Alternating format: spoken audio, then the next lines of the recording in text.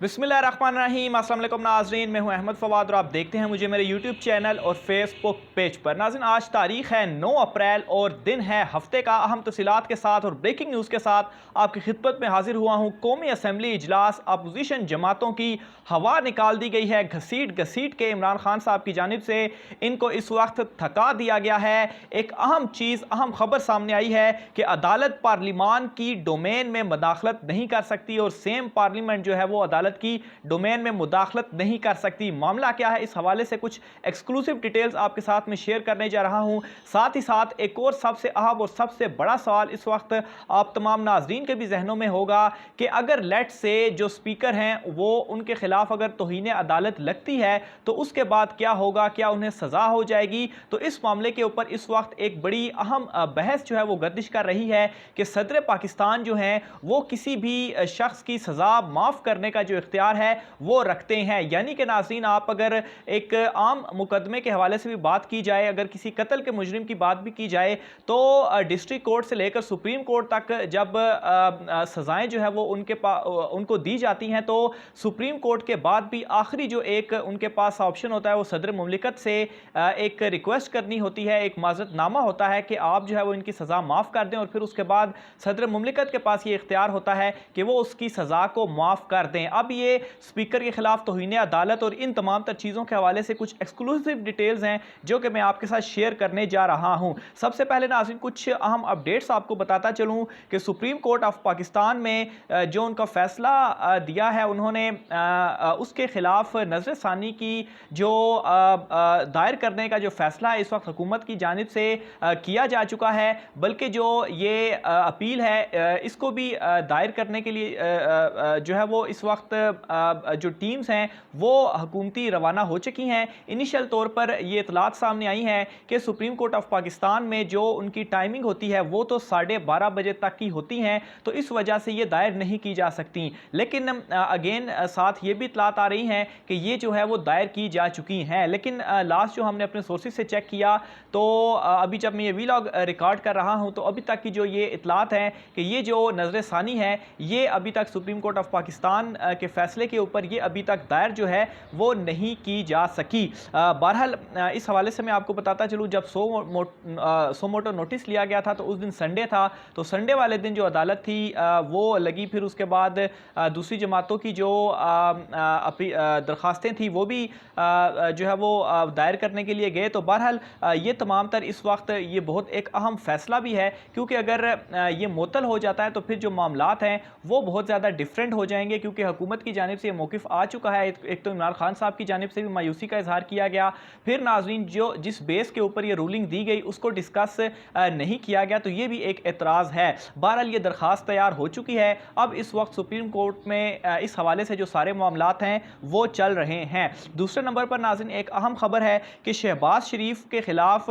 जो तहकीकात करने वाला FIA का ऑफिसर था वो नाज़रीन गैर मुअय्यना मुद्दत के लिए छुट्टियों पर जो है वो इस वक्त चला गया है। अब यहाँ पर मैं आपको ये बात बताता चलूँ कि 11 तारीख को शहबाज शरीफ के ऊपर जो ये 16 अरब और TTT वाला जो केस था इस पर फर्द जुर्म जो थी वो आयद होनी थी, तो ऐन 2 दिन पहले छुट्टी पर चला जाना और ये नाज़रीन यकीनन मेरे ख्याल से NRO 2 की तरफ शायद कोई मामलात जो हैं वो इस वक्त इन चीज़ों से समझ लग रही है कि वो जा रहे हैं। दूसरे नंबर पर नाज़रीन बहुत सारे नाज़रीन हमारे ये पूछ रहे थे कि अपोजिशन जमातें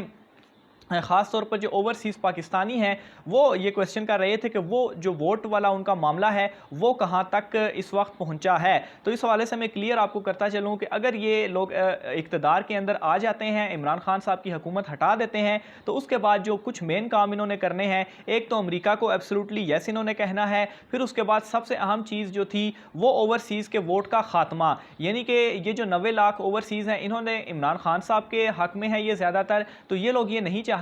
कि ये इमरान खान साहब के हक में वोट डालें और इनके वोट डालने से 30 से 40 नशिस्तों का जो नतीजा है वो इमरान खान साहब के हक में होता है। इस हवाले से मैं एक डिटेल व्लॉग जो है वो अपना कर चुका हूँ। फिर उसके बाद EVM मशीन का जो खात्मा है, फिर नैब केसेस वगैरह जो है, और उसकी एक झलक हम जो है वो देख ही रहे हैं कि जो ऑफिसर है वो इस तरह से अचानक से जो छुट्टी है उसके ऊपर चला गया है। तो ये नाज़रीन उन तमाम नाज़रीन का जो है वो सवाल का जवाब है। आगे चलकर नाज़रीन इस वक्त एक क्लैश भी अपोजिशन जमातों में में आ चुका है। इसकी तस्वीर भी आपको बताता चलूँ, इनके दरमियान शुरू से ये तय जो चीज़ें सामने आ रही थी, जो कि तय हुई थी कि शहबाज शरीफ को वज़ीर-ए-आज़म और मौलाना फजल रहमान जो है वो सदर बनेंगे, लेकिन बिलावल भुट्टो की जानिब से इस बात से इनकार किया गया और ये कहा है कि इस हवाले से कोई चीज़ तय नहीं हुई और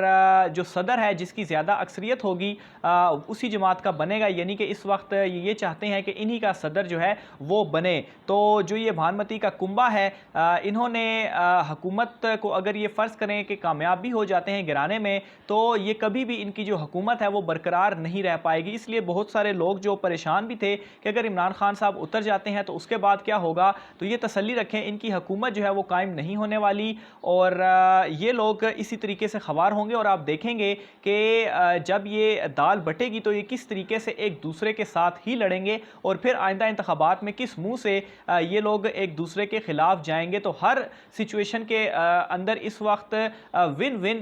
जो है वो इमरान खान साहब के लिए मौजूद है। आगे बढ़कर नाज़रीन, असेंबली इजलास की कार्रवाई के हवाले से एक बड़ा अहम पॉइंट जो है वो मैं आपके साथ शेयर करने जा रहा हूँ। वो ये है कि जो कार्रवाई थी शाह महमूद कुरैशी साहब की जानिब से, बड़ी जो अपनी लंबी चौड़ी तकरीर थी वो की गई, लेटर वाला जो सारा मामला था वो सामने रखा गया। इसके अलावा बहुत सारे चेहरों का भी उन्होंने बेनकाब किया, ये बताया कि किस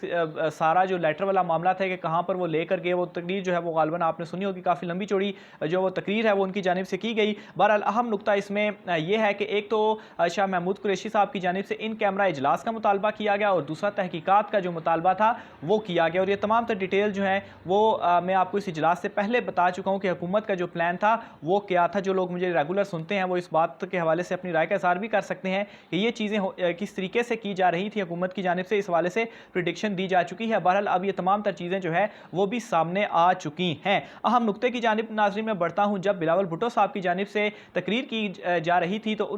आज उन्होंने ये कहा कि स्पीकर को पैनल ऑफ चेयर जो हैं अमजद न्याजी साहब वो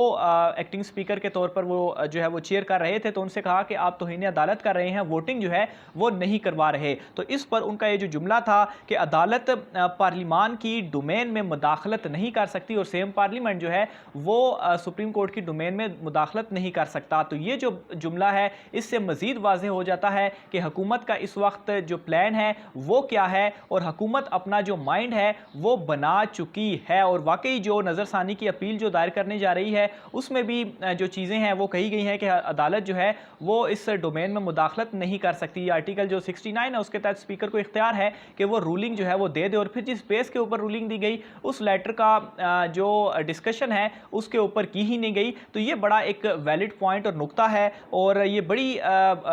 इस नुक्ते को उठाने के बाद अपोजिशन की जो सफ़े हैं जो कि इस बड़ी ज़्यादा खुश थी और मिठाइयाँ खा रही थी सुप्रीम कोर्ट ऑफ पाकिस्तान के फैसले के बाद, एक तो हवा निकल चुकी है और वो इस वक्त शदीद डिप्रेशन में है कि अब वो क्या स्टेप जो हैं वो उठाने जाएं। और ना सिर्फ अपोजिशन बल्कि कुछ अहम हलके हैं उन हलकों के अंदर भी इस वक्त हलचल जो है वो मच चुकी है। और इमरान खान साहब की जानिब से जो कहा गया था कि वो एंड तक लड़ेंगे, आखिरी बाल तक लड़ेंगे, वो स्पिरिट जो है वो इस वक्त उनकी जानिब से शो किया जा रहा है और ये सारे जो मामलात हैं इस वक्त वो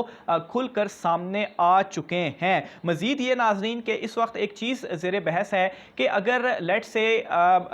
स्पीकर की जानिब से नहीं माना जाता और उनके ऊपर अगर कोई तौहीन अदालत का जो मामला है वो लग जाता है तो फिर उस सूरत में क्या होगा। तो उस शक्ल में भी एक चीज़ जो इस वक्त ज़ेरे बहस है वो सदर के हवाले से है कि सदर पाकिस्तान के पास ये इख्तियार होता है कि वो किसी भी शख्स की जो सज़ा है वो माफ़ कर सकते हैं। तो अगर लेट से इनके ऊपर तौहीन अदालत लगती है, कुछ भी होता है, तो इसमें शायद हो सकता है कि सदर पाकिस्तान इन इख्तियारात का इस्तेमाल करने के हवाले से जो पावर्स हैं वो उनके पास मौजूद हैं। क्योंकि नॉर्मल केसेस में भी हम देखते हैं कि एंड पे सदर के सामने रहम की जो अपील है वो की जाती है और फिर सदर का ये इख्तियार होता है कि वो क्या फ़ैसला करें। वो अगर माफ़ करना चाहें तो फिर माफ़ी भी जो है वो मिल सकती है। तो ये नाज़रीन इस वक्त बहुत ज़्यादा अहम नुकता है और आइंदा आने वाले जो कुछ घंटे हैं इस हवाले से बहुत ही अहम होने जा रहे हैं। आखिर में नाज़रीन एक आतिफ खान साहब जो हैं हुकूमती रहनुमा, उनका एक बयान जो है वो बड़ा सामने आया है और इस बयान में जो अमरीकी साजिश है इस हवाले से उन्होंने कुछ चीज़ें एक्सप्लेन की है। एक दो पॉइंट्स में आपके सामने रखता चलूँ तो इनकी जानिब से कहा गया है कि जब हुकूमती डेलीगेशन US एम्बेसी में गया तो वहाँ पर उनसे कुछ बातें इस तरह की गई, यानी कि एक तो अदम एतमाद के हवाले से उनके साथ बात की गई, फिर इसके अलावा KPK के हवाले हवाले से उनके साथ बात की गई। फिर ये भी कहा गया कि जो CM KP हैं उनको जब लगाया गया था तो बहुत ज़्यादा पार्टी के अंदर उनकी मुखालफत थी। तो फिर ये भी कहा गया कि क्या आप लोग CM तब्दील करना चाहते हैं, और ये वो तमाम इशारे थे जिसकी बेस पर वो कह रहे थे कि इस वक्त उनको भी शायद घेरने की जो कोशिश है वो की जा रही है। और इस वक्त इस खबर के साथ एक और ख़बर भी आपको देता चलूँ तो KP असम्बली में भी तहरीक अदम एतमाद जो है वो जमा हो चुकी है वज़ीर आला KP के ख़िलाफ़। हालांकि वहाँ पर बड़ी वाज़ेह अक्सरियत के साथ इमरान खान साहब की हुकूमत मौजूद है, उसके बावजूद भी क्या ऐसी वो कॉन्फिडेंस है जिसकी बेस पर अपोजिशन ने वहाँ तहरीक अदम एतमाद जमा जो है वो करवाई है। यकीनन ये जो सारे ताने बाने हैं वो इन चीज़ों से लिंक कर रहे हैं। मज़ीद तफसीलात भी आप नाज़रीन के साथ शेयर करते रहेंगे। राय का इज़हार कमेंट बॉक्स में कीजिएगा। मुझे इजाज़त दीजिए। अल्लाह हाफ़िज़।